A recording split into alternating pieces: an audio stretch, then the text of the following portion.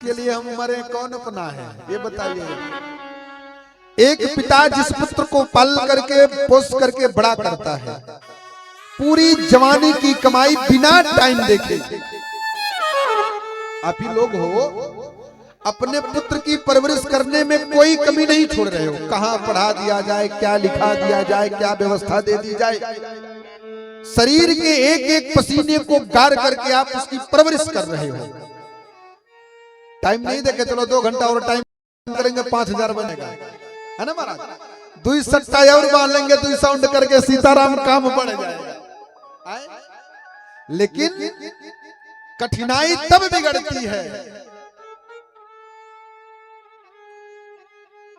विपत्ति तब बढ़ती है, दुख तब होता है जब एक पिता अपने परवरिश के पुत्रों की परवरिश करने में कोई कमी नहीं छोड़ता, पत्नी के 16 श्रृंगार पूरा करने में कोई कमी नहीं छोड़ता।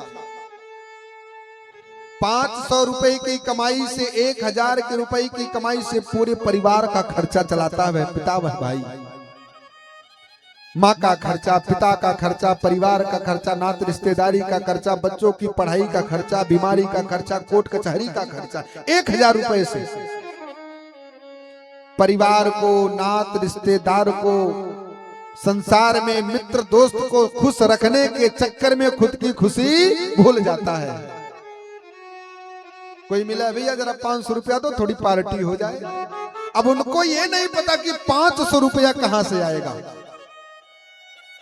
होगा ना महाराज।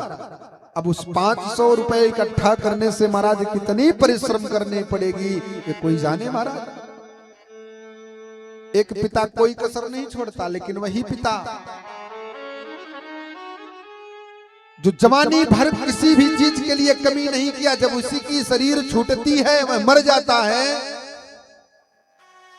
तो उसी का पुत्र शमशान घाट पर ले जाने के बाद, लकड़ी में आग लगाने के बाद, घाट पर बैठ करके 3 घंटा 3.5 घंटे का टाइम देखता है। ये देखा हो क्या घंटा हो गया, जरूरत है हो तब से भी खत्म ना हुए हैं। हमारे ही आपके बगल वाले, हमारे ही आपके नात रिश्तेदार कहते कुंटल लकड़ी और जल्दी से सीताराम हो जाएंगे। अरे ये हमें घाट पर ढंग से जलने तक नहीं देते महाराज। सब घर में धन धर्म मखमल के गद्दे, रेशम साड़ी सब पड़ा रह गया। एक बांस कुश की चटाई मूंछ की शरीर में बांध करके गए, और जिस कफन को ओढ़ करके जाते वहां जाने के बाद उसे भी खींच लिया जाता, हटाओ इसको ले जाओ महाराज, घुटता है मैं तोर मोर की भाषा करता था। क्या बचा हमारे जीवन में। और जिस पत्नी के लिए वह पति कभी कान के झुमके, नाक की नथिया, पांव की पायल, कमर की करधनी, सुंदर सुंदर आभूषण बनवाया, और कभी अपने लिए किसी भी त्योहार पर एक बढ़िया सी बनियान बंडी नहीं खरीदी है। हर त्योहार पर माताओं को नए नए वस्त्र चाहिए।